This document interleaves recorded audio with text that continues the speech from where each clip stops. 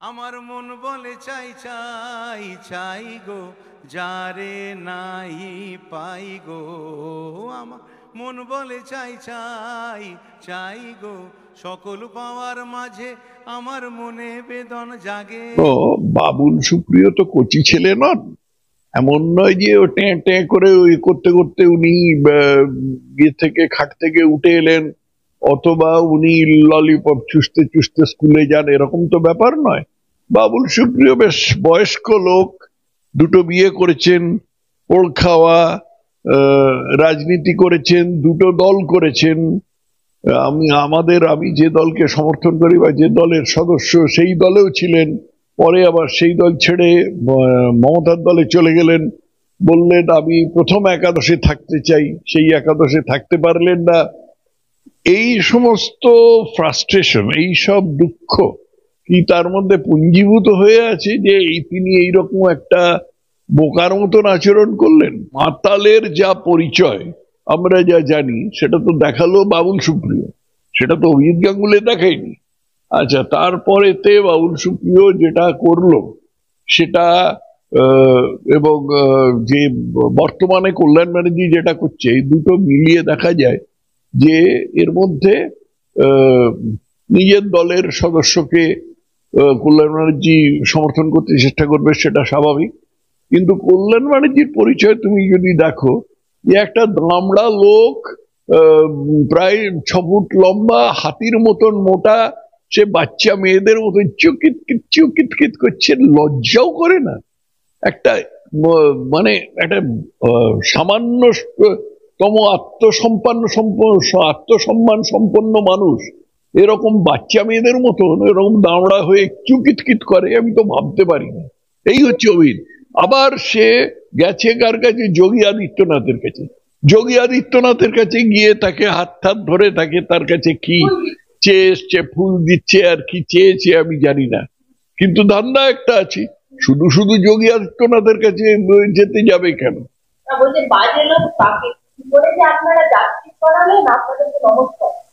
উনি যদি উকিল হতে পারেন তাহলে অভিজিৎ গাঙ্গুলি জাস্টিস হতে পারেন। বিশেষ করে উনি যদি রাজনীতিক হতে পারেন এবং এত 2 নম্বরই হতে পারেন যে ওই একদিকে সংসদের সদস্য তো উনি হননি, হয়েছেন মমতা বন্দ্যোপাধ্যায়। মমতা বন্দ্যোপাধ্যায়ের নামেই উনি হয়েছেন। মমতা বন্দ্যোপাধ্যায় ওকে টিকিট না দিলে উনি ওর জামানত থাকতো না, অতএব হয়েছেন মমতা বন্দ্যোপাধ্যায়ের দয়া, এবং সেই কৃতজ্ঞতা উনি ক্রমাগত চুকিয়ে যান। কিন্তু চুকিত করতে তো মমতা বলেননি ওকে, আর ওই রকম ওই নেচে নেচে দেখাতে, ভাড়ামো করতে, এগুলো তো করতে মমতা বলেননি। এগুলো হচ্ছে ওর নিজের দর বাড়াবার জন্য এই সমস্ত, উনি যেটা নিজে অন্য ধরনের লোক সেইটাকে বোঝাবার জন্য এ করেছেন। কিন্তু তার সঙ্গে আমি এই যোগী আদিত্যনাথকে গিয়ে তেল মারাটা আমি খাপ খাওয়াতে পারছি। তারিখ পে তারিখ হতে থাকবে। এটা হচ্ছে মানে তো সরকার বনাম সরকার হচ্ছে, অতএব এটাতে দুতরফই সুবিধে নিতে পারে, কারণ এটা লড়ছে তো জনসাধারণের পয়সায়, লাভ হচ্ছে উকিলদের। কোনো একটা পোড় খাওয়া যে কোনো একটা পোড় খাওয়া রাজনীতিক সে যাই করুক না কেন ব্যক্তিগত বল প্রয়োগ করে না। বিশেষ করে বাবুল সুপ্রিয় একটা হট্টাকট্টা লোক, আর অভিজিৎ গাঙ্গুলি ছোট্টখাটো চেহারার লোক আর কি। কিন্তু সেই অভিজিৎ গাঙ্গুলিকে যখন বাবুল সুপ্রিয় এইরকম আমি বলবো ইতরের মতন আচরণ করলেন, তখন আমি বলবো যে এর কারণটা দেখতে হয়। একটা কারণ হচ্ছে যে বাবুল সুপ্রিয়র মাথা গরম আছে আর কি। মাথা গরম আছে সেটা আমি জানি, আমি ব্যক্তিগতভাবে বাবুল সুপ্রিয়কে একসময় খুব ভালো চিনতাম, আমি খুব ভালো জানি যে তার মাথা গরম আছে। কিন্তু তা যদি হয় তাহলে তার তো রাজনীতিতে থাকারই অধিকার নেই, কারণ যার মাথা এত গরম তাকে দিয়ে রাজনীতি কোনোদিন হবে না। আর অন্যটা হচ্ছে যেটা অভিজিৎ গঙ্গোপাধ্যায় বলছেন যে তিনি মদ খেয়েছিলেন। এখন মদ খাওয়া কোনো দোষের নয়, পশ্চিমবঙ্গে মদ খাওয়ার বিরুদ্ধে কোনো আইনও নেই, কিন্তু মদ খেয়ে কোনো এতে গাড়ি চালানো, নিজে গাড়ি চালাচ্ছিলেন কি? আচ্ছা আচ্ছা, মদ খেয়ে গাড়ি চালানোটা কিন্তু অন্যায়, অপরাধ। না না, তমলুকের এমপি কেন লিখে রাখবে? তার তো কোনো, তার বিরুদ্ধেও কোনো আইন নেই, কেন লিখবে না? তমলুকের এমপি তো বটেও নি, তাতে সন্দেহ কিছু, তো মিথ্যে কথা বলেননি কিছু। না না, বাবুল সুপ্রিয় নিজে যে শেষ পর্যন্ত যে কাজটা করেছেন, ওর ওপর বলপ্রয়োগ করেছেন, আমার মনে হচ্ছে যে ওর তো মাথা গরম তো বটেই, কিন্তু মদ খেয়েছিলেন। মদ না খেলে এরকম কাজ কেউ করতে পারে না।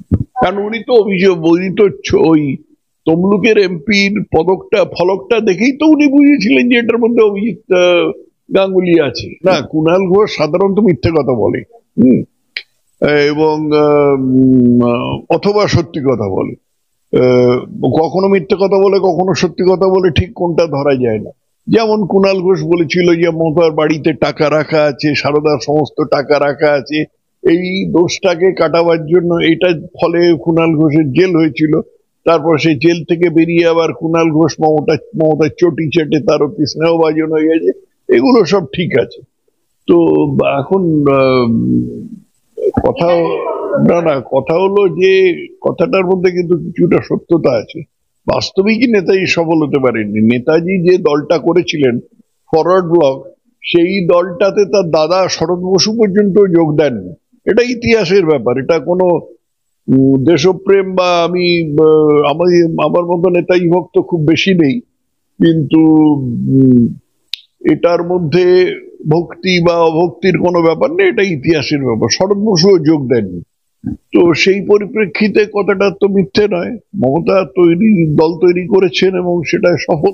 শোনো, লিপস অ্যান্ড বাউন্স একটা কোম্পানি, হ্যাঁ, যদি একটা কোম্পানির বিরুদ্ধে কোন রকম ফৌজদারি অপরাধের ফৌজদারি অপরাধের অভিযোগ থাকে, মামলা থাকে বা অভিযোগ থাকে, তাহলে তো কোম্পানিকে তো জেলে পাঠানো যায় না।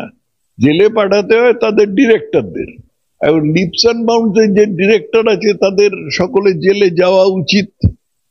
জেলে কেন যাচ্ছে না? জেলে পাঠাবে কে? জেলে পাঠাবে যারা এই ব্যাপারটা নিয়ে অনুসন্ধান করছে, তারাই জেলে পাঠাবে। অর্থাৎ এই ক্ষেত্রে কেন্দ্রীয় যারা দপ্তর আছে, ইডি বা সিবিআই, তারাও জেলে পাঠাবে। তারা কেন পাঠাচ্ছে না, এটা তো আমার কাছেও রহস্য, তাদেরকে জিজ্ঞেস করা ভালো। সাথে দেখা যাচ্ছে মমতা বন্দ্যোপাধ্যায় আজকে গঙ্গাসাগরে গিয়ে তিনি কার্যত কেন্দ্রকে প্রোব দিলেন। কুম্ভ মেলায় অনেক টাকা দিলেও গঙ্গাসাগরে কোনো রকম টাকা দেওয়া হয় না। গঙ্গাসাগরের ক্ষেত্রে কেন এইরকম দ্বিচারিতা? গঙ্গাসাগরের ক্ষেত্রে টাকা দেওয়া হয় না এই কথাটা একদম ঠিক নয়। গঙ্গাসাগরের ক্ষেত্রে প্রচুর বন্দোবস্ত করা হয়। তো মমতা বন্দ্যোপাধ্যায় দাবি করতে পারেন, তার মধ্যে দোষের কিছু নেই। উনি কুম্ভ মেলায় টাকা দেওয়া হয় সেরকম টাকার দাবি উনি গঙ্গাসাগরের ক্ষেত্রে করেছেন। এর মধ্যে আমি দোষের কিছু দেখি না। এখন কেন্দ্রীয় সরকার সেটা বিবেচনা করে দেখবেন। ওই তো সিপিএম এর মাদাগত। মমতা বন্দ্যোপাধ্যায় যে সিপিএম এর মেধাবী ছাত্রী, এ তো আমি চিরকাল বলে আসছি। আরে তো সিপিএম এর বাধাগত, কেন্দ্রের দোষ, সীমিত ক্ষমতা ইত্যাদি, এক কথা তোতা পাখির মতো বলেই যাচ্ছে। সিপিএম ও বলেই যাচ্ছিল। মমতা বন্দ্যোপাধ্যায় বলেই যাচ্ছেন।